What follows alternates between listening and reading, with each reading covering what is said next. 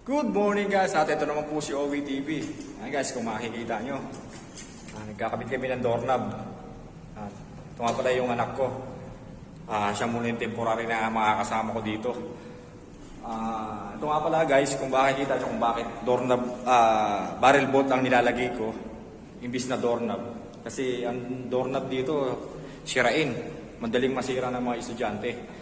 Kaya nag-suggest ako dito sa school na kung pwede, barrel bolt sa kabila, doorknob sa kabila. Kasi isipin mo kung magkano na ang doorknob ngayon. Dati nasa 500 plus lang, ngayon 700 na pinakamura. Itong barrel bolt na binili ko 150 lang. Ito, sure naman na matibay ito. Kasi binili ko yung malalaki na, heavy duty na. Kakabitan ko nga pala